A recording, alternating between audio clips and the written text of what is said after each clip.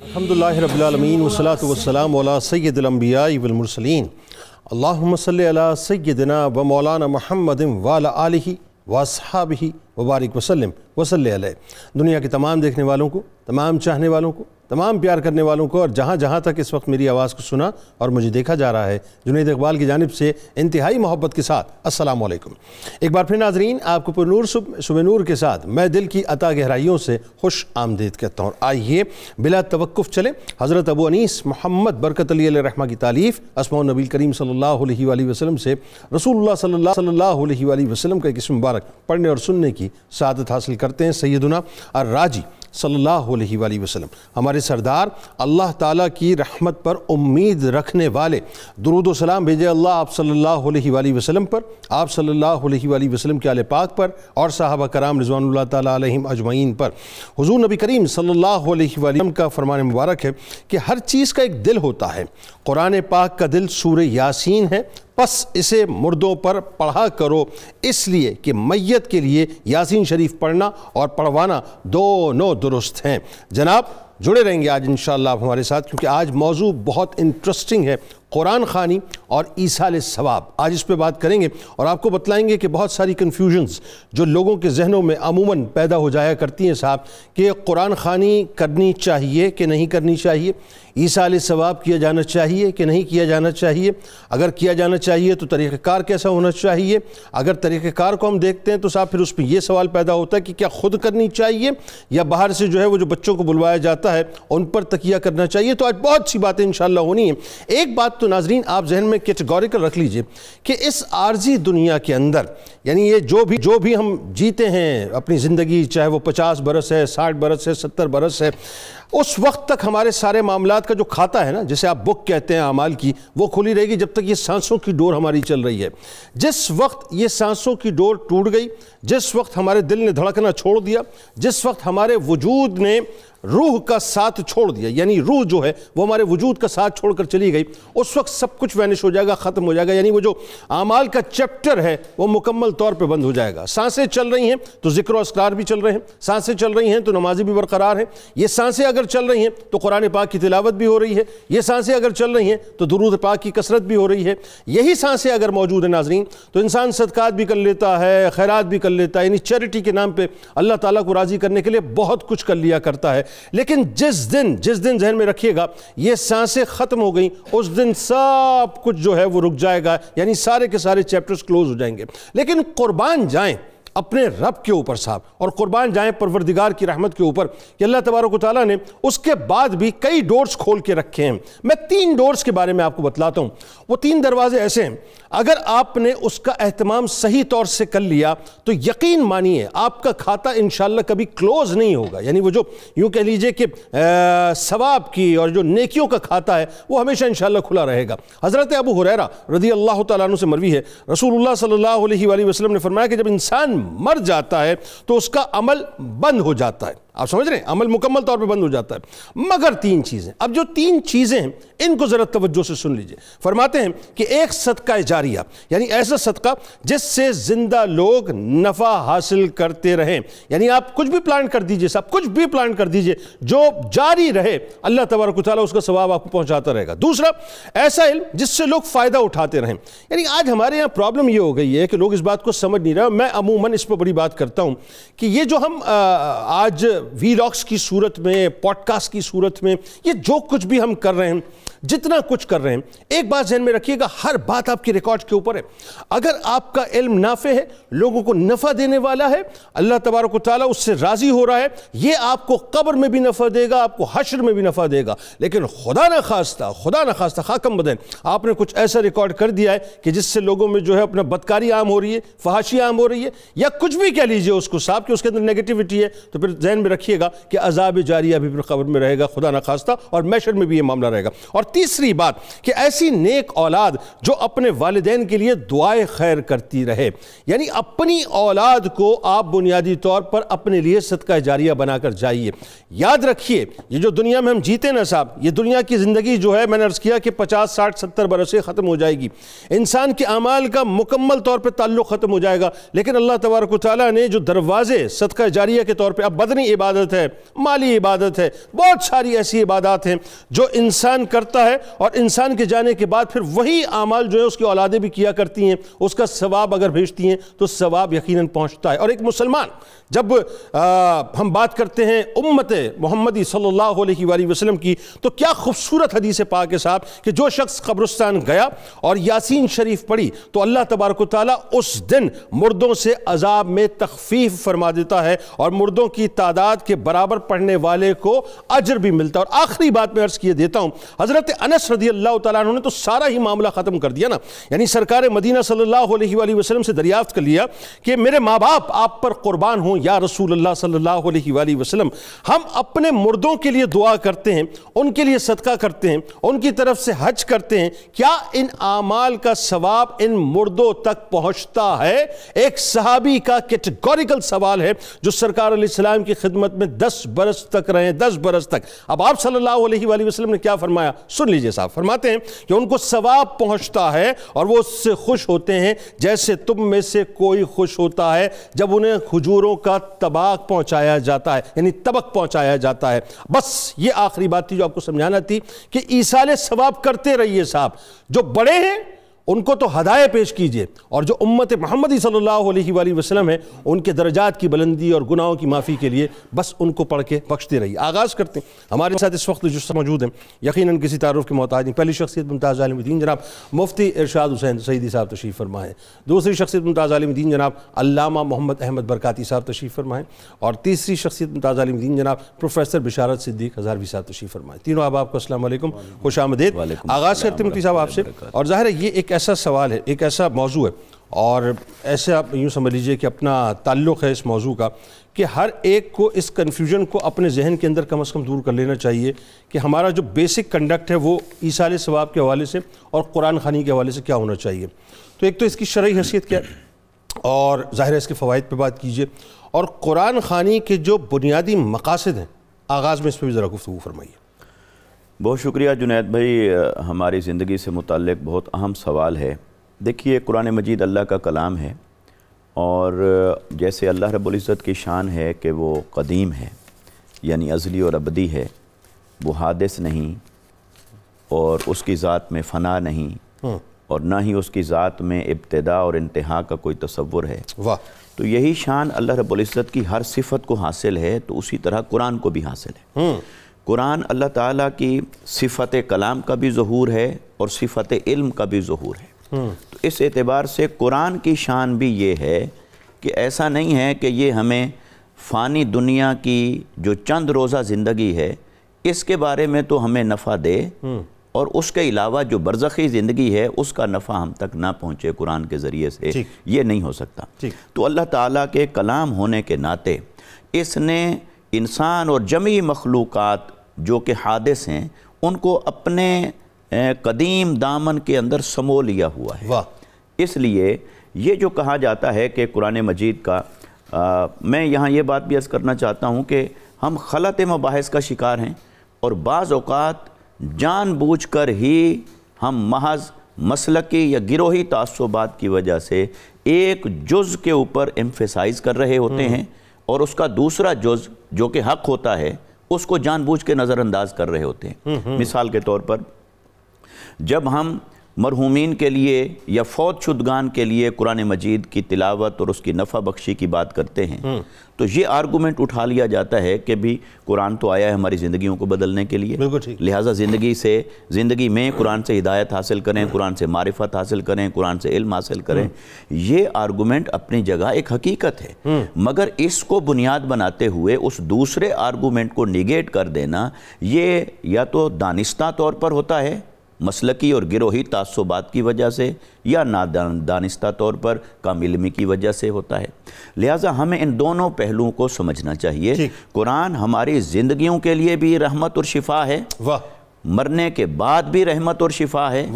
ہر حال میں اور ہر ایک کے لیے رحمت اور شفا ہے۔ اور اللہ رب العزت نے سورہ بنی اسرائیل کے اندر اس کو مومنین کے ساتھ خاص فرمایا ہے، فرمایا وَنُنَزِّلُ مِنَ الْقُرْآنِ مَا هُوَ شِفَاءٌ وَرَحْمَةٌ لِّلْمُؤْمِنِينَ۔ ہم قرآن مجید کے اندر جو کچھ ہم نازل کرتے ہیں، نازل کیا ہے، اس میں یہ ایسا ہے کہ جو شفا ہے اور رحمت ہے مومنین کے لیے۔ اب لفظ مومن فرمایا ہے تو مومن کے ساتھ نہ تو زندہ کی تخصیص ہے نہ مردہ کی تخصیص ہے، لہٰذا مومن ہے، اس کے لیے قرآن شفا بھی ہے، قرآن رحمت بھی ہے۔ سبحان اللہ۔ جب اسے شفا کی ضرورت ہے اس کے لیے شفا ہے، جب اسے رحمت کی ضرورت ہے تب اس کے لیے رحمت ہے۔ سبحان اللہ۔ اور اسی طرح قرآن مجید نے سورہ یونس کے اندر فرمایا کہ شفاء لما فی الصدور، قرآن مجید شفا ہے ہر اس مرض کے لیے جو تمہارے سینوں میں ہو، جو تمہارے دلوں میں ہو، باطن میں ہو۔ تو اس کا مطلب ہے کہ قرآن مجید اصلاً تو انسان کی رہنمائی اور ہدایت کے لیے نازل ہوا ہے، اور اصلاً تو یہ قرآن انسان کو اللہ سے جوڑنے کے لیے نازل ہوا ہے، مگر اس رضائے الہی، معرفت الہی اور ہدایت کے بنیادی مقصد کے بعد دوسرے مقاصد، جن کو آپ مقاصد دینیہ کہہ سکتے ہیں، جن کو مقاصد شرعیہ کہہ سکتے ہیں، ان کے لیے قرآن مجید کی باقاعدہ تلاوت کرنا، اسے پڑھنا، یہ خود آقا علیہ السلام کی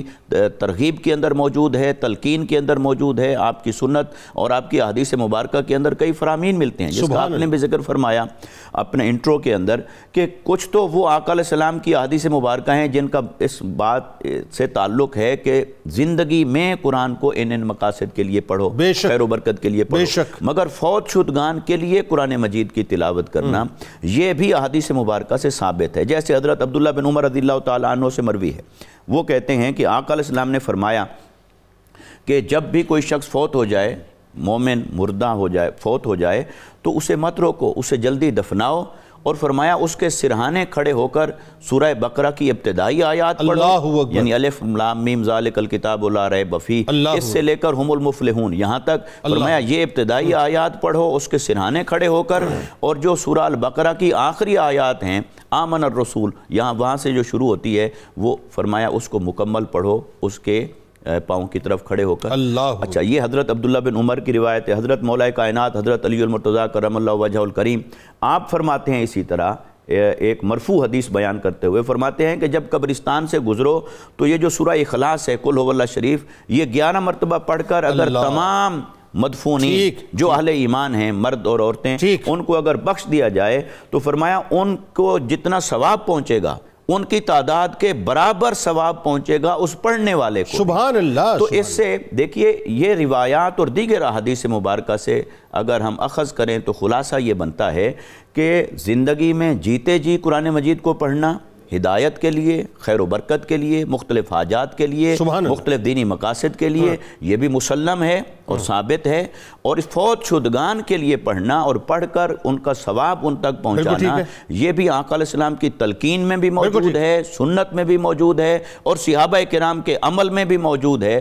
اور انصار اور اہل مدینہ کا بھی اس پر عمل تھا کہ وہ تو قبرستان میں جا کر قرآن مجید کی تلاوت کیا کرتے۔ بالکل بات وہی آ گئی نا کہ یہ بھی ظاہر اس کتاب کا اعجاز ہے کہ اللہ تعالیٰ نے اس کو کسی ایک خاص مقصد کے لیے نہیں اتارا، اس کے کئی مقاصد ہیں، یعنی اگر ایک طرف یہ ہدایت کا ذریعہ ہے تو دوسری طرف جو ہے پھر یہ درجات کی بلندی اور گناہوں کی معافی کا بھی ذریعہ ہے، دونوں ہی باتیں۔ اچھا جی، اللہ اب ذرا یہ بتائیے، عموماً ہمارے ہیں، اور یہ بڑا ایک سادہ سا سوال ہے اور میرا خیال ہے کم و بیش ہر ایک کے ذہن میں یہ سوال ہوگا، نارملی ہوتا یہ ہمارے ہاں کہ ہم دو باتیں اس میں، ایک بات تو یہ کہ یا تو گھر والے جو ہیں وہ قرآن پاک پڑھے ہوئے نہ ہوں، یا تعداد کم ہو، یا مطلب معاذ اللہ وہ یہ محسوس کر رہے ہوں کہ جی 30 پارے کیسے ختم کریں گے، یا ان کو اپنے مخارج پہ تلفظ پہ جو ہے وہ شک ہو اور مطلب اس پہ کامل نہ ہو۔ تو ہوتا یہ عموماً کہ بہت ہی جلدی سے جو ہے مطلب وہ اپنا کسی کو فون کر دیا جاتا ہے اور کہہ دیا جاتا ہے جی کہ وہ قرآن خوانی کے لیے بچوں کو جو ہے ذرا بھیج دیجئے، اور بچے آ کے کلام پاک پڑھ کے چلے جاتے ہیں۔ تو ایک تو یہ کہ سلسلے میں کیا حکم ہے ذرا یہ بتائیے۔ دوسرا جو بہترین طریقہ ہے قرآن خوانی کا وہ کیا ہونا چاہیے اور اس کے فوائد کے بارے میں بتلائیے۔ بسم اللہ الرحمن الرحیم۔ یہ آج کا موضوع جو ہے وہ ہماری 60-70 سالہ زندگی سے ہی تعلق نہیں رکھتا، بلکہ یہ قیامت تک کی زندگی کے لیے تعلق رکھتا ہے۔ یقیناً۔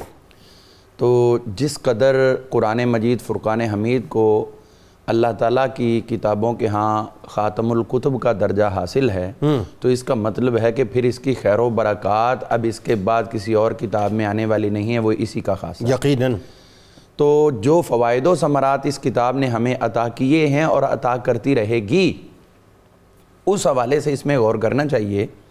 سب سے پہلی بات تو یہ ہے کہ یہ زندگی کے اندر تو اپنی جگہ پر ہے، لیکن مرنے کے بعد کا ہمارا موضوع ہے، تو قبر کے اندر اس کے بارے میں کیا ہوتا ہے۔ مشکات شریف کے اندر حدیث پاک موجود ہے اور 2 مرتبہ اس میں ذکر ہوئی ہے۔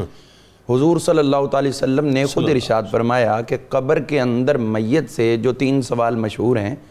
چوتھا سوال اس میں یہ کیا جائے گا قبر میں کہ ماذا قرأتا، تم کیا پڑھتے رہے۔ اچھا، تو وہ پھر وہاں پر اگر مومن ہے تو جواب دے گا قرأتو کتاب اللہ، سبحان اللہ، میں اللہ کا قرآن پڑھتا رہا۔ سبحان اللہ۔ تو اب یہ دیکھیے کہ زندگی میں پڑھنا قبر میں بھی نافع ہو رہا ہے، اور قبر کے اندر قرآن کے نام کی برکت سے سوال کا صحیح جواب دینے والے کی مغفرت کی جا رہی ہے۔ اللہ اکبر۔ اب دوسری طرف آئیے، نبی کریم صلی اللہ تعالی علیہ وآلہ وسلم کے صحابہ اکرام رضوان اللہ علیہم اجمعین اور دیگر اکابرین، ان کا عمل اس بارے میں کیا رہا۔ حضور صلی اللہ تعالی وسلم نے تو جگہ جگہ پر قرآن مجید فرقان حمید پڑھنے کی طرف ہمیں متوجہ فرمایا، بالکل ٹھیک ہے، لیکن دیکھتے ہیں اصحاب نبی نے اس چیز کو کس طرح دیکھا ہے۔ ٹھیک۔ حضرت سیدنا، جو میں یہ جواب میں وہ روایت دینے لگا ہوں جو انشاءاللہ العزیز کئی سوالوں کے جواب کے لیے کافی ہوگا۔ سبحان اللہ، فرمائیے۔ امام احمد بن حنبل رحمۃ اللہ تعالی علیہ آپ قبرستان میں تشریف لے کر، ٹھیک ہے، جب قبرستان میں آپ گئے ہیں ایک میت کی تدفین کے لیے، وہاں ایک نابینا شخص کو دیکھا، اس نے قبر کے پاس قرآن مجید پڑھنا شروع کر دیا۔ ٹھیک ہے، آپ نے اسے منع کیا، امام احمد بن حنبل نے، کہ قبر کے پاس قرآن نہ پڑھو، یہ بدعت ہے۔ اوکے۔ اب ایک اتنا بڑا امام اور اتنا بڑا فتویٰ صادر کر دیا۔ اب قبرستان سے باہر نکلے تو وہاں پر ایک اور عظیم محدث موجود تھے، ابن قدامہ جوہری۔ ٹھیک ہے، ایک ابن قدامہ مقدسی گزرے، وہ غوث پاک کے شاگرد تھے۔ یہ ابن قدامہ جوہری امام بخاری کے شیوخ میں سے ہیں۔ اوکے، ٹھیک ہے۔ تو انہوں نے ابن قدامہ جوہری جو تھے، انہوں نے امام احمد بن حنبل سے گفتگو کی اور فرمایا کہ کیا آپ مبشر حلبی کو جانتے ہو؟ انہوں نے کہا جی میں بالکل جانتا ہوں۔ آپ فرمانے لگے اس کی حیثیت کیا ہے؟ تو کہنے لگے وہ ثقہ تھے۔ انہوں نے پھر پوچھا کہ آپ نے ان سے کچھ لکھا ہے؟ انہوں نے کہا ہاں میں نے ان کی کئی روایات لی ہیں۔ تو آپ فرمانے لگے کہ مبشر حلبی جو ہیں انہوں نے یہ بیان کیا عبد الرحمن بن علا لجلال سے، لجلاج، ان سے روایت کیا ہے۔ وہ کہتے ہیں کہ مجھے میرے باپ نے یہ وصیت کی کہ جب میں فوت ہو جاؤں، قبر میں رکھ دیا جاؤں، تو میرے سر کی طرف سورہ بقرہ کی پہلی آیات اور میرے پاؤں کی طرف سورہ بقرہ کی آخری آیات تلاوت کی جائے۔ اللہ۔ اور انہوں نے کیوں کہا؟ انہوں نے ساتھ وجہ بتائی کہ یہ حضرت سیدنا عبداللہ بن عمر رضی اللہ عنہ نے بیان کیا، اللہ، بات ہی ختم ہو۔ اور حضرت عبداللہ بن عمر رضی اللہ عنہ نے اپنے پاس سے نہیں کہا بلکہ انہوں نے حضور صلی اللہ علیہ وسلم سے مرفوعاً بیان کیا۔ سبحان اللہ۔ تو اسی وقت امام احمد بن حنبل کو آج کے دور کے تو نہیں تھے نا کہ جہاں اڑ گئے تو بس اڑ گئے، زمین جنبد نہ جنبد گل محمد۔ انہوں نے فوری جب یہ بات سنی تو اس نابینا کو کہنے لگے بھائی میری تسلی ہوگی، آپ جاؤ واپس قبرستان کے اندر اور اس قبر کے پاس جا کے پڑھنا شروع۔ یعنی کتنے وسیع النظر و وسیع القلب لوگ تھے وہ۔ تو اب یہ ہمارے لیے انشاءاللہ کافی و شافی۔ انشاءاللہ۔ اچھا اب ذرا بتائیے نا قرآن خوانی کے بارے میں جو ہم کرتے ہیں عموماً، جو ہمارے رائج قرآن خوانی کا طریقہ۔ جی، رائج قرآن خوانی جو ہے اس کو ہمارے ہاں بعض لفظ بول کر اس کا وزن کم کر دیا جاتا ہے۔ کوئی کہتے جی یہ رسم ہے، اس سے اس کا وزن کم کر دیا، ابھی یہ رسومات میں سے ہے، فلاں ڈمکا ہے۔ تو کوئی بھی ایسا لفظ جو شریعت کے حکم کو خفیف بنا دے وہ لفظ استعمال کرنا جائز نہیں۔ ٹھیک ہے۔ اب انصار مدینہ کا جو عمل امام خلال نے امام شعبی سے روایت کی، اور امام شعبی وہ محدثین میں سے واحد محدث ہیں جنہوں نے 10 مبشرہ 10 جنتی صحابہ کی زیارت کی ہوئی۔ ٹھیک ہو گیا۔ بہت سے ائمہ ہیں جنہوں نے کسی ایک کی، کسی نے 2 کی، کسی نے کتنے، انہوں نے 10 کے 10 کی زیارت کی۔ وہ اس دور کے لوگوں کا انصار کا عمل بتا رہے ہیں کہ انصار مدینہ میں سے جب خصوصاً کسی کا کوئی انتقال کر جاتا تو اختلافو الی قبرہ ہی، یہ سارے کے سارے اس کی قبر کے پاس جمع ہو جاتے اور وہاں جا کر قرآن مجید کی تلاوت کی۔ اللہ۔ اسی طرح آپ دیکھیے کہ اس عمل کو حضرت خواجہ حسن بصری رضی اللہ عنہ آپ نے خود بیان کیا۔ ایک عورت آئی، اس نے کہا جی مجھے میری بیٹی فوت ہوگی، اس کی کیفیت بیان کی جائے۔ آپ نے اس کو کچھ عمل وظیفہ بتایا سورہ تکاثر کا، اس نے گھر جا کے پڑھا تو اپنی بیٹی کو دیکھا اس کو قبر کے اندر عذاب دیا جا رہا ہے، وہ آئی اور روئی آپ کے سامنے۔ آپ نے پھر اگلی رات خود عمل وظیفہ کر کے اس کے لیے دعا کی اور ساتھ میں دیکھنے کی تمنا کی، تو ان کو نظر آیا کہ ان کی بیٹی پر تو بڑے انعامات اور رحمتوں کی بارش ہے۔ تو آپ نے پوچھا بھی تمہاری ماں نے تو دیکھا تم پر عذاب ہے اور میں دیکھ رہا ہوں تم پر رحمت ہے، یہ کیا فرق ہے؟ تو وہ کہنے لگی کہ واقعی جب ماں نے دیکھا تھا تو مجھے عذاب تھا، لیکن اس کے بعد ایک صالح شخص گزرا قبرستان سے، وہاں اس نے سورہ اخلاص پڑھ کر اس کا ثواب قبرستان والوں کو دیا، اس کی برکت سے اللہ نے سارے قبرستان سے اپنا عذاب اٹھا لیا۔ اچھا، یہ ایصال ثواب پہ تو بڑی تفصیل گفتگو آپ نے فرما دی، 2 جملوں میں قرآن خوانی تاکہ تشنگی نہ رہے سننے والوں کو۔ دو جملوں میں صرف 2 جملوں میں قرآن خوانی، ایک جملہ تو میں عرض کر چکا ہوں کہ انصار مدینہ کا یہ عمل ہے۔ نہیں، بچوں کو بلا کے جو کرایا جاتا ہے میں اس کی بات کر رہا ہوں۔ ہاں جی، وہ بچے اسی طرح ہے کہ جب بچے گھر میں آ کے پڑھتے ہیں تو 2 فائدے ہوتے ہیں، ایک تو آپ نے جس کے لیے ایصال ثواب کروانا ہے اس کو ثواب پہنچے گا، دوسرا جس گھر میں جس جگہ پہ وہ قرآن خوانی کر رہے ہیں وہ اللہ تعالیٰ کی رحمتوں کا نزول ہوتا ہے، کیونکہ نبی کریم صلی اللہ تعالیٰ علیہ وآلہ وسلم نے خود ارشاد فرمایا کہ جہاں قرآن پڑھا جاتا ہے وہاں اللہ تعالیٰ کی رحمت نازل ہوتی رہتی ہے۔ تو گھر کے اندر قرآن خوانی کروانی کسی فوزدگان کے لیے کروانی، اور میں یہاں پہ آپ کی وساطت سے یہ عرض کرنا ضروری سمجھتا ہوں کہ ہمارے ہاں ایک عمل یہ ہے کہ بچوں کو بلا کے ان سے کروا لی جاتی ہے، خود اہل خانہ ادھر ادھر بھاگ دوڑ میں لگے رہتے ہیں، وہ پڑھنے کی کوشش نہیں کرتے۔ تو چاہیے کہ جس درد کے ساتھ آپ پڑھ سکتے ہیں، آپ کے ابا جی کا انتقال ہوا کسی اور کا، اس درد سے دوسرا نہیں پڑھ سکتا، اور یہ جتنا دل سے پڑھیں گے اتنا ہی اس مرحوم کے لیے۔ اچھا آئیے اب ذرا ایصال ثواب پہ ہی آلموسٹ گفتگو علامہ صاحب نے فرمائی، ایصال ثواب کی جی چھوٹی سی بات میں اس میں ایڈ کرنا چاہتا ہوں۔ دیکھیے قرآن خوانی جو ہے جو کروائی جاتی ہے، مروجہ اپنے سوال اٹھایا، میرے ذہن میں ایک بات آئی، دینی عمل جب معاشرے کے اندر رائج ہوتا ہے تو پھر اس کے 2 پہلو ہو جاتے ہیں، وہ دینی عمل ہوتا ہے، پھر معاشرتی عمل ہوتا ہے۔ دینی عمل کے اعتبار سے وہ جائز ہوتا ہے فی نفس ہی، معاشرتی عمل کے اعتبار سے اگر کچھ لوگوں نے اس کے ساتھ کچھ ناپسندیدہ چیزیں جوڑ لی ہوئی ہیں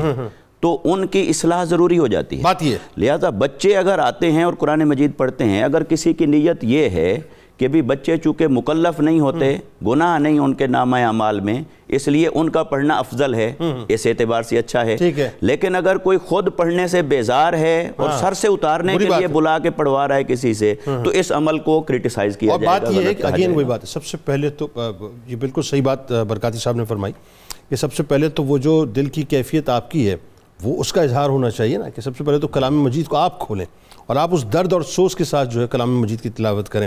اغراض و مقاصد کیا کیا ہو سکتے ہیں، اور اگین وہی بات کہ ذرا اس بات کو اور کھولیں کہ ایصال ثواب کی جو شرعی حیثیت ہے اس کی ذرا مختلف پہلوؤں کو بیان کیجیے ذرا۔ بسم اللہ الرحمن الرحیم والصلاة والسلام علی سید الانبیاء والمرسلین۔ جنید بھائی، اسلام دین رحمت ہے، اور اسلام رحمت کا ایک ایسا دین ہے جس نے اپنے ماننے والوں کی ظاہری زندگی کے اندر بھی ان کی محبت کا، الفت کا، انسیت کا ایک تعلق قائم رکھا، اور دنیا سے جانے کے بعد بھی اسلام نے اپنے ماننے والوں کے درمیان الفت اور انسیت کا تعلق قائم رکھا۔ اس کی ایک کڑی دیکھیے کہ فرمایا کہ جب قبرستان میں جاؤ تو السلام علیکم یا اہل القبور کے لفظ بولو۔ اسی کی ایک صورت ایصال ثواب بھی بتائی گئی۔ ایصال ثواب کا مطلب یہ ہے کہ کوئی شخص عمل صالح کر کے، نیک عمل کر کے اس کا ثواب کسی مردے کو، میت کو یا مدفونین کو اس کا ثواب کر دے، عمل وہ کرے، ثواب کسی کو پہنچا دے، یہ ایصال ثواب کہلاتا ہے۔ یہ نفلی نماز بھی ہو سکتی ہے، روزہ بھی ہو سکتا ہے، صدقات و خیرات، حج عمرہ کی صورت کے اندر بھی عمل وہ کر کے ثواب کسی دوسرے کو یعنی کوئی بھی شکل، بدنی عبادت کر کے، مالی عبادت، کچھ بھی کر کے۔ اس میں ایک ضابطہ قرآن مجید سے ہمیں ملتا ہے۔ قرآن مجید فرقان حمید میں اللہ کریم نے ارشاد فرمایا والذین جاؤوا من بعدہم یقولون ربنا اغفر لنا ولاخواننا الذین سبقونا بالایمان، اور وہ لوگ جو دعا کرتے ہیں اپنے لیے بھی کہ الہی ہماری مغفرت بھی فرما، اور جو بعد میں آئے ہم سے پہلے دنیا سے چلے گئے ان کی بھی مغفرت فرما۔ تو وہ اپنی بھی بخشش طلب کرتے ہیں، اور ان لوگوں کی جو ان سے پہلے دنیا سے پردہ کر گئے ان کی بھی وہ بخشش طلب کرتے ہیں۔ تو دعا مانگنے کا یہ ایک اسلوب قرآن نے دیا، مغفرت کی دعا کا۔ نبی علیہ السلام کے ارشاد گرامی فرمایا جس وقت میری امت مرحومہ میں سے کسی شخص کو قبر میں رکھا جاتا ہے تو وہ گناہوں سے لتھڑا ہوا ہوتا ہے، لیکن جب اس کو قبر سے نکالا جائے گا تو وہ گناہ اس کے ساتھ نہیں ہوں گے۔ وہ کدھر جائیں گے؟ فرمایا وہ مغفرت کی دعائیں تھی جس نے ان کو گناہوں سے پاک کر دیا، سبحان اللہ، وہ اس کے لیے مغفرت کا، بخشش کا سبب بن گئی۔ تو جس طرح امت کو یہ تعلیم دی گئی کہ مغفرت کی دعا کرو، اسی اسی طرح امت کو تعلیم دی گئی کہ تم کوئی عمل صالح کر کے اس کا ثواب کسی میت کو مدفون کو تم پہنچا سکتے ہو. کثرت کے ساتھ احادیث موجود ہیں. نبی علیہ السلام سے سوال ہوا, ایک صحابی نے عرض کیا حضور میرے والدین دنیا سے چلے گئے, میں ان کے ساتھ کیا نیکی کروں؟ آقا کریم صلی اللہ علیہ وسلم نے فرمایا ان کے جانے کے بعد نیکی یہ ہے, جب تم نماز پڑھو اپنی تو ان کے لیے بھی ساتھ پڑھ لو, جب تم روزے رکھو تو ان کے لیے بھی نفلی روزے رکھو, صدقہ کرو تو صدقے کے اندر نیت کر لو اپنے والدین کی طرف سے, یہ صدقہ تمہارا ان کو پہنچ جائے گا. اسی طرح حضرت عبداللہ ابن عباس رضی اللہ تعالیٰ عنہ کی روایت کی یہ لفظ ہے کہ جو مومنین کی ارواحیں ہیں وہ اصال ثواب کا مطالبہ کرتی ہیں, وہ مطالبہ کرتی ہیں کہ ہمیں اصال ثواب کرو. آپ فرماتے ہیں روزے عید, عاشورہ, شب برات, رجب کے مہینے کا پہلا جمعہ, ارواح آ کر اپنے گھروں کے باہر کھڑی ہوتی ہیں اور وہ رسا سے مطالبہ کرتی ہیں کہ ہمیں ہمارے لیے صدقہ کرو, چاہے ایک روٹی ہی صدقہ کرو تاکہ قبر میں ہمارے لیے راحت کا سبب بن جائے. یعنی اس کا مطلب ذرا مجھے ایک بات سمجھائیے گا یہ وضاحت کے لیے کہ آپ کا فرمانا یہ ہے کہ اگر کوئی شخص جو ہے اس وقت اگر کسی کے والدین چلے گئے یا اعزاء و اقربا میں سے کوئی چلا گیا اور اگر وہ اس وقت جو ہے وہ ان کے لیے ایصال ثواب کرتا ہے تو یہ ممکن ہے کہ محشر بپا ہونے سے پہلے قبر میں ہی اس کے گناہ جو ہیں وہ دھو دیے جائے, صاف کر دیے جائے. بالکل ایسا ہو سکتا ہے. اللہ نیکیوں کا اضافہ ہوگا. ایک شخص نیکیوں کا پہاڑ دیکھ کر سوال کرے گا کہ یہ میں نے تو نہیں کی, کہاں سے آئی؟ تو جواب ملے گا یہ تمہاری اولاد تمہارے لیے مغفرت کی دعا سبحان کرتی ہے. اللہ. میں اس میں ایک بات ضرور عرض کروں گا, آج جو کنفیوژن ہے لوگوں کے درمیان کہ جی قرآن تو کہتا ہے لیس للانسان الا ما سعی, انسان کے لیے تو وہی ہے جو وہ خود عمل کرے گا, تو کسی کے عمل کا ثواب کسی دوسرے کو کیسے پہنچے گا؟ یہاں تین بالکل اختصار کے ساتھ تین جواب عرض کرنے ہیں. سب سے پہلے تو وہ حضرات قرآن مجید کی تفاسیر کا مطالعہ کریں اور اس آیت کی تفسیر کو دیکھیں. اس کا پہلا جواب یہ ہے قرآن مجید کی اس آیت سے اصال ثواب کی نفی مراد اس لیے نہیں لی جا سکتی کہ کثرت سے حدیث ہیں جن کے اندر اصال ثواب کی ترغیب دی گئی. مثلا کنواں کھودنے کا حکم دیا گیا, عمرہ کرنے کا حکم دیا گیا, نفلی عبادات کا حکم دیا گیا, تو اس لیے اصال ثواب کی نفی مراد نہیں ہے. دوسری بات دیکھیے, یہاں جو بات ترغیب دلائی جا رہی ہے کہ ہر شخص اپنے عمل کا زیادہ حق رکھتا ہے, کوئی آدمی کسی دوسرے کے عمل کا حقدار نہیں ہو سکتا. بالکل اسی طرح جس طرح ایک مال ایک آدمی کا ہے تو وہ اپنے مال کا زیادہ حقدار ہے, کوئی دوسرا آدمی اس کے مال کا دعویٰ نہیں کر سکتا کہ اس کا مال میرا ہے, لیکن وہ مالدار آدمی اپنے مال کا مالک ہو کر اپنا مال کسی کو دے دے تو وہ دوسرا آدمی اس مال کی فائدہ اٹھا سکتا ہے. اسی طرح عمل کا مالک انسان خود ہے, کوئی دوسرا حقدار نہیں ہو سکتا, لیکن وہ عمل کا مالک اگر کسی کو ثواب کر دے اور اپنے عمل کا ثواب کسی کو پہنچانا چاہے تو وہ پہنچ سکتا ہے. تیسری بات اس میں ہم نے یہ سمجھنی ہے, اگر کسی کے عمل کا کسی دوسرے کو فائدہ نہیں پہنچتا, کسی کی نیکی کا کسی کو فائدہ نہیں پہنچتا, تو دعائے خیر کرنے کی ترغیب تو قرآن دلا رہا ہے, صدقہ و خیرات کی ترغیب قرآن دلا رہا ہے, اس کا ثواب کدھر جائے گا؟ نبی علیہ السلام دو قربانیاں کرتے تھے, ایک اپنی طرف سے اور ایک اپنی امت کی طرف سے. حضرت مولا علی المرتضیٰ شیر خدا رضی اللہ تعالیٰ عنہ کا معمول تھا, ایک قربانی آپ اپنی طرف سے کرتے اور ایک نبی علیہ السلام کی طرف سے کرتے تھے. تو قرآن مجید کی اس آیت کا مفہوم سمجھنے کی ضرورت ہے کہ یہاں اصال ثواب کی نفی نہیں کی جا رہی. جب ہم ان کے مقاصد کے دیکھتے ہیں تو پہلا مقاصد ہے عذاب قبر سے تخفیف. اگر بدعمالیوں کی وجہ سے عذاب ہو رہا ہے تو اس میں تخفیف ہو جاتی ہے. دوسرا مقصد ہے درجات کی بلندی. تیسرا مقصد اگر اولاد والدین کو اصال ثواب کر رہی ہے تو یہ حدیث کا مفہوم ہمیں سمجھنا چاہیے. ایک بیٹا اپنی زندگی میں ماں باپ کی خدمت نہیں کر سکا, ان کے دنیا سے جانے کے بعد اس کو شرمندگی ہوئی, نادم ہوا, اصال ثواب کیا تو رب نافرمانوں سے نام نکال کر فرما برداروں میں لکھ دیتا ہے. اور چوتھی اس کی وجہ یہ ہے کہ وہ اصال ثواب کرنے والا خود بھی اجر کا مستحق بن رہا ہے اور خود بھی ثواب کا مستحق بن رہا ہے. ایک جملے میں ذرا یہ بات بھی فرمائیے, بڑا رچاؤ سے آپ نے ساری باتیں بہت وضاحت سے بیان کرتی ہیں کہ اگر کوئی شخص, عموماً یہ بھی دیکھا گیا ہے کہ کسی سے پیار ہو گیا یا محبت ہو گئی یا کسی کی عقیدت میں گرفتار ہو گیا تو یہ بھی کہہ دیتا ہے کہ میں نے اپنی زندگی بھر کی ساری نیکیاں آپ کو دے دیں. ایسا بھی ہوتا ہے نا, تو کیا یہ ایسا کرنا درست ہے؟ جی, وہ اس سے مراد ثواب ہے. اچھا دیکھیے وہی بات عرض کر دی, لیس للانسان الا ما سعی, وہ اپنے عمل کا خود مالک ہے, کوئی دوسرا دعویٰ نہیں کر سکتا لیکن وہ ثواب دوسرے کو پہنچا سکتا. بالکل ٹھیک. ناظرین کرام, یہ بڑا لطیف موضوع اس اعتبار سے ہے, بہت سے لوگ سخت دل ہو جایا کرتے ہیں نا. آپ نے دیکھا ہوگا کہ میت کے پاس کھڑے ہیں اور کچھ لوگ جو ہیں وہ ہاتھ بلند کر کے باقاعدہ اللہ کی بارگاہ میں آگزاری کر رہے ہوتے ہیں اور رو رہے ہوتے ہیں اور گڑ گڑا کر جو ہے میت کے لیے دعا کر رہے ہوتے ہیں, اگر وہ ان کے رشتے میں ہو, ناتے میں ہو, ماں باپ ہو, بہن بھائی ہوں یا کسی بھی رشتے میں ہو. لیکن بہت سے لوگ ایسے ہوتے ہیں کہ اس وقت بھی ہاتھ نیچے کر کے کھڑے رہتے ہیں, بالکل سست کھڑے ہوتے ہیں. اور ان کا دل اتنا سخت ہوتا ہے کہ وہ ہاتھ بھی بلند نہیں کرتے، ایسا لگتا ہے کہ جیسے وہ دعا کریں گے تو پتہ نہیں ان کے وجود سے کچھ نکل کے چلا جائے گا۔ انتہائی کیٹیگوریکل حدیث پاک میں آپ کو بتلاؤں، سنن ابی داؤد کی حدیث ہے، حضرت عثمان بن عفان رضی اللہ تعالیٰ عنہ سے روایت ہے، رسول اللہ صلی اللہ علیہ وآلہ وسلم نے فرمایا کہ جب دفن میت سے فارغ ہوتے سرکار مدینہ صلی اللہ علیہ وآلہ وسلم تو فرماتے کہ اپنے بھائی کے لیے استغفار کرو، یہ سرکار علیہ السلام کا عمل، اور اس کی ثابت قدمی کی دعا کرو، کیونکہ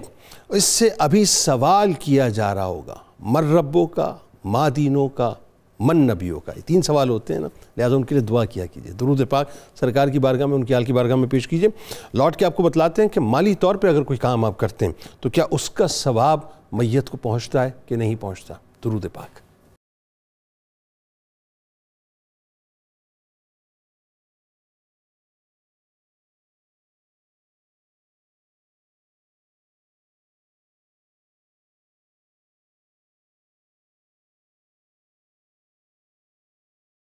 جناب ایک بار پھر میں آپ کو خوش آمدید کہتا ہوں، بڑا انٹرسٹنگ موضوع ہے ناظرین، اور یہ فی زمانہ آپ کو پتہ ہے کہ آج کل تو معاملہ یہ ہو گیا ہے کہ ہم ہر بات میں جو ہے وہ ایک فی نکال کر منع کر دیتے ہیں کہ صاحب یہ کام تو ہمیں کرنا ہی نہیں چاہیے، یہ تو کیسے ہم پروف کریں گے، کہاں سے پروف ہو رہا ہے، اس کے بارے میں حوالے لائیے، یہ لائیے وہ لائیے، عجیب الجھنوں کے اندر لوگوں کو الجھا کر رکھ دیا۔ قرآن پڑھتے رہتے صاحب ایصال ثواب کرتے رہتے، بلا وجہ کنفیوژن پیدا کر دی، ایصال ثواب کرنے میں کیا حرج ہے، مطلب جہاں ہمارے پاس سے کیا رہا ہے، بلکہ اگین وہی بات آ گئی کہ جیسا کہ علماء نے فرمایا کہ ایصال ثواب جب آپ کرتے ہیں تو آپ کل مومنین مومنات مسلمین مسلمات کو جو آدم علیہ السلام سے لے کر آج تک اور قیامت تک جتنے مومنین آئیں گے آپ سب کو ایصال تو کرتے ہیں، اس کا ثواب آپ کے کھاتے میں بھی، وہ آپ کی جو بک ہے وہ بھی تو بھر رہی ہے نا ساتھ ساتھ۔ اب ذرا یہ بتائیے مفتی صاحب کہ ایک تو ظاہر بدنی عبادت ہم کرتے ہیں، اس کے حوالے سے بات ہوئی، لیکن آگے جا کے بلکہ اس پہ اور مزید ڈیٹیل میں بات کرتے ہیں کہ بدنی عبادات کے ذریعے سے ہم کیسے ثواب پہنچا سکتے ہیں، لیکن اس سے پہلے ذرا مالی عبادات کے ذریعے ایصال ثواب کیسے ہو سکتا ہے اور ظاہر اس کے کیا کیا فوائد ہو سکتے ہیں، یہ ذرا بتلائیے۔ جی بہت شکریہ جنید بھائی۔ جو مالی عبادات کا ثواب پہنچانا مرحومین کو، یہ جہاں تک میرا مطالعہ ہے میں سمجھتا ہوں کہ یہ امت مسلمہ کے ہاں اس مسئلے پر اجماع ہے۔ 2 چیزیں ہیں جس کے اوپر اجماع ہے، ٹھیک، ایک ہے دعا، کہ جو مرحومین کے لیے دعا استغفار کی جاتی ہے وہ ہر حال میں اس کے لیے مفید ثابت ہوتی ہے، اور یہ احادیث کے ذریعے سے اس کی تلقین کی گئی ہے، اس پر بھی تقریباً امت میں اجماع ہے۔ بالکل ٹھیک۔ اور جو مالی عبادات ہیں جسے صدقہ بھی آپ کہہ سکتے ہیں، تو وہ مرحومین کے لیے کرنا اس پر بھی اجماع ہے۔ ہاں اگر کسی گوشے میں پہنچ کر اختلاف ہے تو وہ بدنی عبادات کے اندر ہے، جیسے نفل پڑھنا ہے، دیگر عبادات ہیں، لیکن انہی میں بھی پھر ایک ہے کہ ہمیں حج کے بارے میں حدیث سے واضح طور پر ملتا ہے ثبوت، لہذا اس سے علماء کرام جنہوں نے اس استدلال کو آگے بڑھایا انہوں نے کہا کہ اگر کسی ایک بدنی عبادت کے بارے میں بھی ثابت ہے تو لہٰذا دیگر عبادات پر اس کا اطلاق ہوگا۔ تو یہ اختلاف کا گوشہ تو پھر بھی ہم اسے تسلیم کرتے ہیں کہ امت میں موجود ہے، آراء کا اختلاف ہے، اقوال مختلف ہیں، لیکن یہ جو مالی عبادت ہے اور دعا استغفار، اس کے اوپر تو یہ بالاجماع ہے، اس پر اتفاق ہے سب کا، اور یہ احادیث مبارکہ سے ہمیں واضح طور پر ملتا ہے۔ مثلا حضرت ام المومنین عائشہ صدیقہ رضی اللہ تعالی عنہا سے ایک روایت مروی ہے، وہ فرماتی ہیں کہ ایک شخص آقا علیہ السلام کی بارگاہ میں حاضر ہوا اور اس نے عرض کی کہ یا رسول اللہ صلی اللہ علیہ وسلم، میری والدہ کا اچانک انتقال ہو گیا ہے اور میں موجود نہیں تھا موقع پر، اور میرا دل یہ کہتا ہے کہ اگر یوں اچانک اس طرح ان پر داعی اجل نے آ کر پیغام نہ پہنچایا ہوتا تو وہ ضرور مجھے کچھ وصیت کرتی اور میں بھی موجود ہوتا تو مجھے وصیت کرتی صدقہ کرنے کے لیے، تو اب اگر میں کچھ ان کی طرف سے صدقہ کروں تو کیا ان کو نفع پہنچے گا؟ تو آقا علیہ السلام نے فرمایا کہ ہاں، لہٰذا اس شخص نے جا کے صحابی نے صدقہ کیا۔ یہ جو ام المومنین رضی اللہ تعالی عنہ کی روایت ہے اس سے، اور آقا علیہ السلام کا فرمان اور صحابی کا عمل، یہ ساری چیز اس بات کے اوپر دلالت کرتی ہے کہ مالی عبادت کرنے کے بعد اس کا اجر اور ثواب اپنے مرحومین کو، اعزہ و اقارب کو پہنچانا، یہ نہ صرف جائز ہے بلکہ مستحسن ہے، مستحب ہے، اور یہ آقا علیہ السلام کی تعلیمات کے اندر موجود ہے۔ اسی طرح معروف واقعہ مالی عبادات کا صدقہ کرنا مرحومین کو، وہ حضرت سعد بن عبادہ رضی اللہ تعالیٰ عنہ کا مشہور روایت اور مشہور روایت ہے، اور ابھی ذکر بھی ہوا اس کا اشارتاً، کہ آقا علیہ السلام کی بارگاہ میں حاضر ہوئے، عرض کی یا رسول اللہ صلی اللہ علیہ وسلم میری والدہ دنیا سے رخصت ہو گئی، اللہ نے مجھے مال عطا فرمایا ہے، میرا دل چاہتا ہے کہ میں ان کے لیے کچھ صدقہ کروں، تو آپ اس بارے میں ارشاد فرمائیے۔ تو آقا علیہ السلام نے نہ صرف مالی صدقہ کرنے کی اجازت دی بلکہ سجیسٹ کیا کہ کیا کرو۔ انہوں نے پوچھا کیا کروں؟ فرمایا کنواں کھدوا دو، کیونکہ اس کی وہاں پر آپ سینیریو کے اعتبار سے دیکھیں تو پانی کی ضرورت ہے، تو مخلوق خدا کو جس شے کی قلت کا سامنا ہے اس کا اہتمام کرنا، یعنی اس کو ہم جنرلائز کریں گے تو یہ بات یوں ہو جائے گی کہ جس چیز کی قلت ہے اس کو خلق خدا کے لیے دستیاب کرنا اور پھر اس کو ان کے لیے نفع بخش بنا دینا، عام کر دینا۔ تو آقا علیہ السلام نے فرمایا کہ کنواں کھدواؤ، تو انہوں نے کنواں کھدوایا اور اس کنویں کا نام ہو گیا بئر ام سعد، ام سعد کا کنواں۔ تو آپ دیکھیے کہ یہ اس طرح کی روایات اور احادیث صراحت کے ساتھ موجود ہیں، تو مالی صدقہ کرنا یہ تو اجماع کے ساتھ امت میں مسلم ہے۔ اچھا، مالی صدقہ جب اجماع کے ساتھ یہ امت میں موجود ہے تو اس سے یہ بات بھی اجماع کے طور پر ثابت ہوتی ہے کہ ثواب تو ہر حال میں پہنچتا ہے، بے شک۔ اب رہا یہ کہ کس عمل کا اور کس عمل کا نہیں، بالکل ٹھیک، کس طریقے پر اور کس طریقے پر نہیں، اس کا جو معاشرتی پہلو ہے جس کا میں تھوڑی دیر قبل اشارہ کر رہا تھا، وہ اس کے ساتھ ہاں اگر کوئی خرابیاں کوئی قباحتیں جڑ گئی ہیں ہمارے اپنے عمل کے طور پر، اس کی اصلاح ضرور ہونی چاہیے، لیکن اس کا یہ مطلب ہرگز نہیں ہے کہ وہ جو در آئیں کوئی خرابیاں یا جڑ گئیں، وقت کے ساتھ ساتھ کچھ خرابیاں قباحتیں منسلک ہو گئیں، اس کی وجہ سے آپ اس شے کی حقیقت کو ہی نہ مانیں اور اس کی نفی کر دیں، تو یہ دین کے اندر یہ انتہا پسندی والی بات ہو جائے گی۔ اب مثال کے طور پر بچوں کی قرآن خوانی کی بات یہاں چل رہی ہے، جو اگر کوئی بچوں کو بلاتا ہے اور ان کی عزت اور احترام میں فرق نہیں پڑتا، ان کی تکریم میں فرق نہیں پڑتا، تحقیراً نہیں بلاتا، اکراماً بلاتا ہے، ٹھیک ہے، تو اس میں کوئی حرج نہیں ہے، اور پھر ان کو کچھ پیش بھی کر دے، اچھا، اور وہ بھی کر دے، کرنا چاہیے، لیکن اگر آنے والے اس لالچ میں آتے ہیں کہ پیسوں کے لیے جا رہے ہیں، وہ آنا بھی درست نہیں ہے، ٹھیک ہے۔ اور اگر آپ نے اکرام کے ساتھ بلایا اور اس نیت سے بلایا کہ بچے ہیں ان کے گناہ نہیں ہیں یا گناہ کم ہیں، وہ دعا کریں گے تو میرے والد والدہ یا و قارب کے لیے بخشش کا ذریعہ ہوگا، یہ حسن ظن رکھنا یہ جائز ہے، یہ درست ہے، یہ مستحسن ہے۔ تو اسی طرح یہ تقاضے ہوتے ہیں بلانے والے کے لیے بھی اور آنے والے کے لیے بھی، آنے والا بھی ان تقاضوں کو پورا کرے اور بلانے والے بھی ان تقاضوں کو پورا کریں، تو قرآن خوانی بلا کے کروانا بھی جائز عمل ہے، خود کرنا اس سے یقیناً بہتر عمل ہے، خود بھی کی جائے، لیکن جب آپ کثرت کی طرف جائے، اچھا اسی طرح مالی جو چیزیں ہیں، اگر اس میں مال خرچ کرنے میں جہاں ریاکاری آ جائے گی تو اس کا اجر اور ثواب زائل ہو جائے گا، ختم ہو جائے گا۔ تو اور اسی طرح اگر وہ رزق حلال نہیں تھا، اس کا اہتمام بھی ضروری ہے، تو رزق حلال سے کریں، ریاکاری سے بچیں، اور خرچ وہاں کریں جہاں یہ نہیں کہ یہاں منہ متھا ہے، واقفیت ہے، ملنا جلنا ہے، وہاں کریں جہاں ضرورت ہے، اور رضا الہی کے لیے کریں، تو قباحتیں دور کر لیں، تو مالی صدقہ کرنا بھی باعث اجر و ثواب ہے اور بدنی عبادات بھی باعث اجر۔ یعنی یہ نہ ہو کہ وہ حاجی صاحب جو ہیں وہ ہر دفعہ اناؤنسمنٹ ہوتی رہے کہ مسجد کا سارا خیال کرتے ہیں، اور بار بار اناؤنسمنٹ ہوتی رہے کہ مدرسے کا بھی سارا خیال حاجی صاحب، اور اناؤنسمنٹ ہوتے رہے اور ادھر سے تقاضا بھی ہو، تقاضا کہ اناؤنسمنٹ کرنی ہے، آپ نے بتانا ہے اناؤنسمنٹ کرنی ہے۔ بات یہ ہے کہ بالکل صحیح آپ نے فرمایا، کہ بلکہ میں تو اس سے آگے بڑھ کے ایک بات عرض کروں، ہمارے یہاں جو اس وقت مساجد کا حال ہوا ہے، آپ دیکھیے مجھے تو بہت افسوس ہوتا ہے کہ ہر جمعے کو کوئی نہ کوئی اناؤنسمنٹ سننے کو مل رہی ہوتی ہے، اور امام صاحب جو ہے بہت ہی لجاجت کے ساتھ جو ہے مطلب وہ بیان کر رہے ہوتے ہیں کہ جی یہ مسجد بن رہی ہے، آپ لوگ آگے بڑھیں اور تعاون کریں۔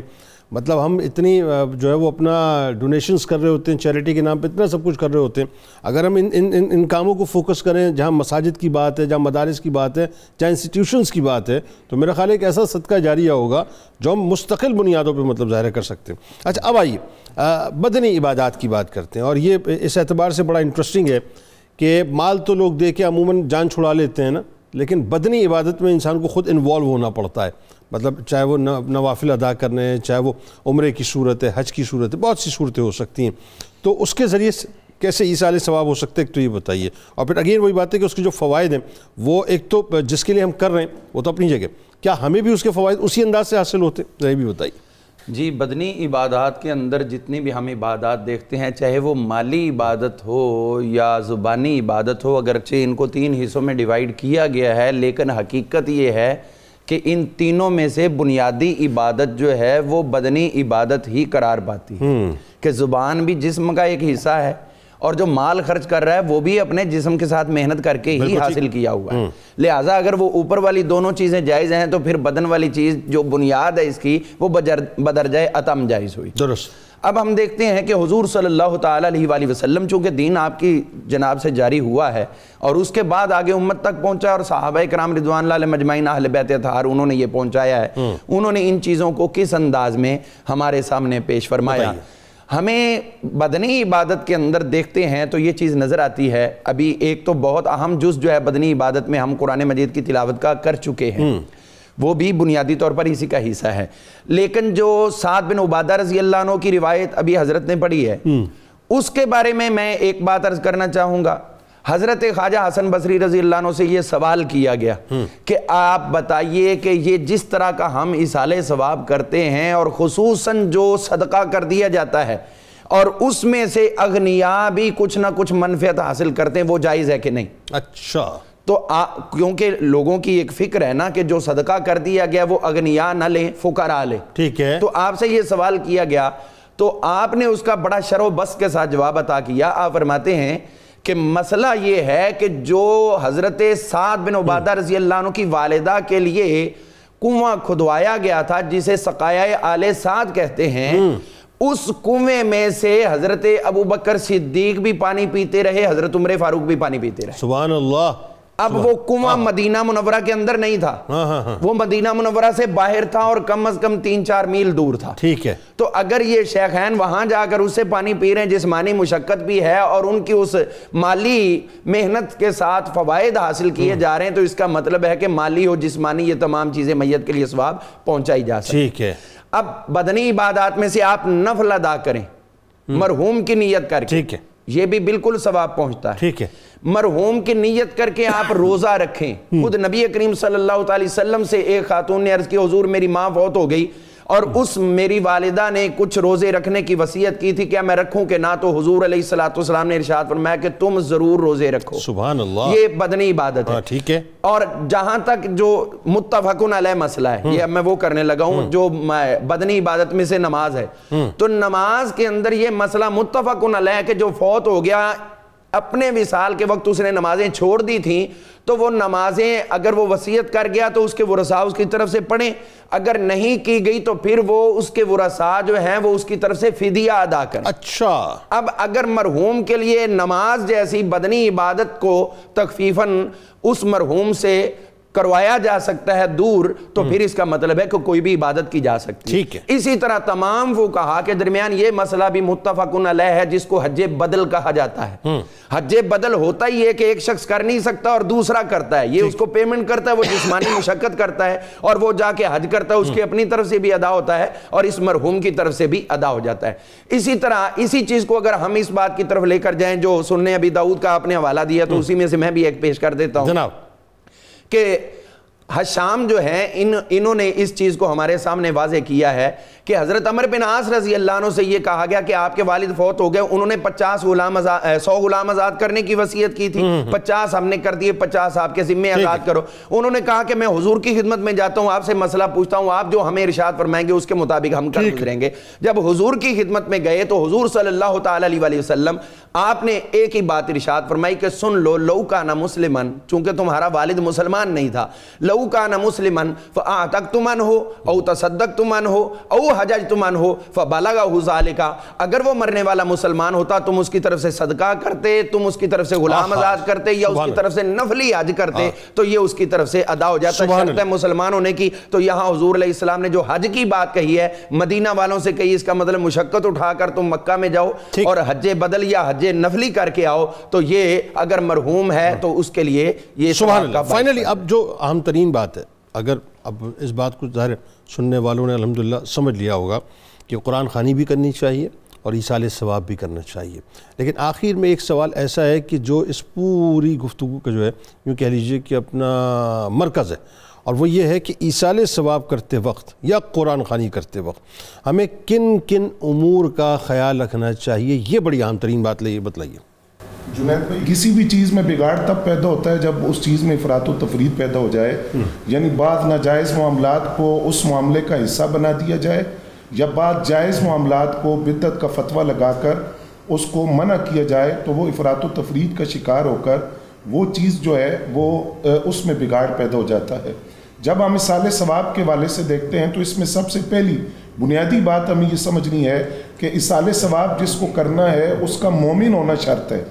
غیر مسلم کو یا ایسا شخص جو مومن نہیں ہے اس کو ایصال ثواب نہیں کیا جا سکتا۔ اچھا، اس پہ ایک بات جیسا کہ آپ فرما رہے ہیں، اور میں اس پہ ذرا سا چاہتا ہوں کہ آپ اور تھوڑا سا کھل کے گفتگو کریں۔ ہمارے یہاں جو ہے وہ جب ہم یہ بات کرتے ہیں کہ غیر مسلم کو ایصال ثواب نہیں کیا جا سکتا اور ظاہر مسلمانوں کو ایصال ثواب کیا جا سکتا ہے، تو اس میں بہت سے لوگوں کا یہ بھی خیال ہے، اور اس میں یہ بات بھی ضرور آپ ساتھ ساتھ کیجئے گا کہ جو غیر مسلم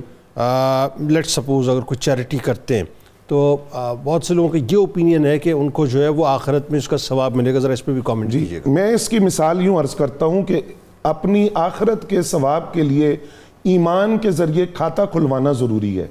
ایمان کے ذریعے کھاتا کھلوایا نہیں تو دوسرا آدمی اپنی نیکیاں ٹرانسفر کہاں کرے گا؟ باقی کھاتے کیسے کھلے؟ وہ خیر کہاں ٹرانسفر کرے گا؟ تو ایمان شرط ہے۔ لہذا بالخصوص میں یہ بات اس لیے کر رہا ہوں کہ اگر پڑوسی ملک میں کوئی گلوکار مر جائے تو اس کو بھی ایصال ثواب کرنا شروع کر دیا جاتا ہے۔ بتائیے، یہ بات سمجھنے والی ہے کہ ایمان ضروری ہے، مومن ہونا ضروری ہے، اس کو ایصال ثواب ہوگا۔ بالکل صحیح بات۔ دوسری بات یہ ہے کہ ہمارے ہاں جو ایصال ثواب کی تقریبات ہیں ان کو رسم یا رواج سمجھ کر نہ جایا بالکل جائے، ٹھیک ہے۔ رکھ رکھاؤ کی محفل نہ سمجھے کہ چونکہ یہ میرے یہاں آتا ہے تو لہذا میں بھی چلا جاتا ہوں۔ اس میں دو بنیادی مقصد لے کر جائیں، ایک ایصال ثواب مغفرت کی دعا، اور دوسرا اس کا بنیادی مقصد اپنی موت کی یاد، ٹھیک ہے، کیونکہ نبی علیہ السلام نے فرمایا موت کو کثرت سے یاد کرو، یہ لذتوں کو مٹا دیتی ہے۔ تو وہاں ہم یہ تصور کر کے جائیں کہ جو وقت آج ہمارے اس بھائی بہن پر آیا جس کے لیے یہ ایصال ثواب کی تقریب ہے، یہ وقت مجھ پہ بھی آئے گا، میں نے اپنی آخرت کی کیا تیاری کی ہے۔ بالکل ٹھیک ہے۔ اس کے ساتھ تیسری بنیادی بات یہ ہے کہ ایصال ثواب ورثاء اپنے مال سے کریں گے۔ سبحان اللہ۔ جتنی حدیث دیکھ رہے ہیں وہ نبی علیہ السلام ورثاء کو حکم دے رہے ہیں کنواں کھدواؤ، عمرہ کرو، جب دیگر اعمال کی طرف تو ورثاء اپنے مال سے کریں، اور دوسرا یہ ہے کہ حلال مال سے کریں۔ حرام مال سے صدقہ خیرات کرنا یا ایصال ثواب کرنا اسی طرح ہے کہ ناپاک کپڑے کو پاک کرنے کے لیے پلیدی سے دھونا شروع کر دے یا ناپاک پانی سے دھونا شروع کر دے۔ تو یہ بھی شرط ہے کہ جو صدقہ خیرات ہے ایصال ثواب ہے وہ حلال مال سے اور ورثاء اپنے مال سے کریں۔ اس میں چوتھی بنیادی بات ہم نے یہ سمجھنی ہے کہ دن متعین کرنا یہ فرض واجب نہیں ہے۔ کوئی بندہ یہ سمجھتا ہے کہ میں اگر اس دن ایصال ثواب نہیں کروں گا تو ہوگا ہی نہیں، یا میں گناہگار ہوں گا، ایسی شریعت مطہرہ میں کوئی بات نہیں۔ لیکن ایک بندہ اپنے احباب کی آسانی کے لیے تاریخ طے کرتا ہے کہ اس تاریخ کو اجتماع ہوگا، محفل ہوگی ایصال ثواب، تو وہ جائز ہے۔ اسی طرح ہمارے ہاں تیجا ہے، کل ہے، دسواں ہے، ساتواں ہے، اور اس کے ساتھ برسی ہے، عرس ہے، یہ ساری چیزیں وہ ہیں جن کی اصل موجود ہے۔ لہٰذا اس بنیاد پر اگر دن طے کر کے متعین کر کے کرے تو اس میں بھی کوئی باقی بات نہیں۔ اسی طرح ہم نے ابھی یہ بات سنی کہ حضرت سعد رضی اللہ تعالیٰ عنہ کو کنواں کھدوانے کو حکم دیا، کیوں کہ ضرورت تھی وہاں۔ تو ہم نے یہ بھی دیکھنا ہے کہ کھانے کے علاوہ معاشرے کے اندر اور کیا ضروریات ہیں جہاں ایصال ثواب کی صورتیں پہ، مثلا محلے کے اندر ایک یتیم بچی ہے، اس کی نکاح کا مسئلہ ہے، شادی رخصتی نہیں ہو رہی، تو وہاں آپ اس کا جہیز کا سامان خرید سبحان اللہ کرا دیں، ایصال ثواب کی بڑی صورت ہے۔ یتیم بچے کی کفالت آپ کریں، ایک غریب آدمی ہے وہ 2 وقت کا مجبور ہے، اس کے کھانے کا انتظام کریں، راشن ماہانہ بھجوا دیں۔ کسی کی تعلیم، مدارس دینیہ ہیں، وہاں طلباء موجود ہیں، مسجد ہے، تو یہ ساری ایصال ثواب کی صورتیں ہیں، تو ہمیں ان کی طرف بھی دیکھنا چاہیے۔ بہت ساری اور صورتیں بھی ایصال ثواب کی، یعنی کوئی بھی نیکی کا ایسا عمل جو کہ آپ سمجھتے ہیں کہ یہ نیکی کا عمل ہے، جی بالکل، تو آپ اس کو کر گزریے اور اس کا ثواب جو ہے اس نیت کے ساتھ رکھیں کہ اس میں فلاحی پہلو بھی ہو تو وہ اور لطف دوبالا ہوگا اس چیز کا۔ اسی طرح ہم یہ دیکھتے ہیں ایک آدمی ہے، اس کے پاس گنجائش نہیں ہے، لیکن وہ لوگوں کے تانوں سے تنگ آ کر کے لوگ مجھے باتیں کریں گے یا میں نہیں کروں گا تو گناہگار ہو جاؤں گا، تو شریعت مطہرہ نے اس پر لازم نہیں کیا، وہ نفل پڑھ کر بھی روزہ رکھ کر ایصال ثواب۔ اور آخری بات کہ جب ہم مغفرت کی دعا مانگتے ہیں تو ہمیں دعا کو محدود نہیں کرنا چاہیے، جمیع جمی مومنین مومنات کے لیے مغفرت کی دعا مانگنی چاہیے. ایک عرابی نے دعا مانگی یا اللہ مجھ پر رحمت فرما اور نبی علیہ السلام پر رحمت فرما اور کسی پر نہیں. تو نبی علیہ السلام نے فرمایا تم نے اللہ کی رحمت کو محدود کر دیا, وہ بڑی وسیع رحمت ہے, تو جب ہم مغفرت کریں صالح ثواب کریں تو جمی مومنین مومنات کو اس میں شریک کر لیں. بہت شکریہ آپ تینوں احباب کا, بہت خوبصورت گفتگو ہوئی, اور بس اللہ کرے کہ اس موضوع ہی کے صدقے سے اللہ تبارک و تعالیٰ ہماری جو جتنی بھی کاپیاں اور کتابیں کھلی ہوئی ہیں ان کو جو ہے وہ نیکیوں سے بھر دے, آمین. کتاب الشفا, حصول رزق میں آسانی کا عمل آپ کو بتلاتے ہیں. 41 دن تک روزانہ نماز تہجد کے بعد 3 مرتبہ سورۃ الجمعہ کی تلاوت کا معمول بنا لینے سے حصول رزق کے حوالے سے تمام پریشانیاں ختم ہو جاتی ہیں اور حلال رزق کا حصول ہوتا ہے. حضرت علی کرم اللہ وجہ الکریم کا قول مبارک ہے کہ آخرت تمہارے رہنے کا گھر ہے, بس اس کے لیے وہ سامان تیار کرو جو ہمیشہ تمہارے کام آئے. روزنامہ 92 نیوز آج مضمون ضرور پڑھیے گا. قرآن خوانی اور ایصال ثواب کے حوالے سے ایکس پہ ہمیں فالو کر لیجئے, فیس بک پیج کو لائک کر لیجئے, یوٹیوب چینل کو سبسکرائب کر کے بیل آئیکن کو ضرور کلک کر لیجئے. آئیے ذرا اپنی روح سے تجدید عہد وفا. لا یؤمن احدکم حتی اکون احب الیہ من والدہ وولدہ والناس اجمعین. اللہ تعالیٰ آپ کا, ہمارا, ہم سب کا, پاکستان کا, امت مسلمہ کا, خاص طور پہ فلسطینیوں کے لیے, غزہ کے رہنے والوں کے لیے, یمنیوں کے لیے, اور جو اس وقت غزہ کی پٹی کے رہنے والوں کے لیے مددگار ہے کسی بھی حوالے سے, ان سب کے لیے دعا کریں. اللہ تعالیٰ سب کا حامی و ناصر ہو, آمین. پاکستان کا مطلب کیا؟ لا الہ الا اللہ محمد رسول اللہ صلی اللہ علیہ وسلم.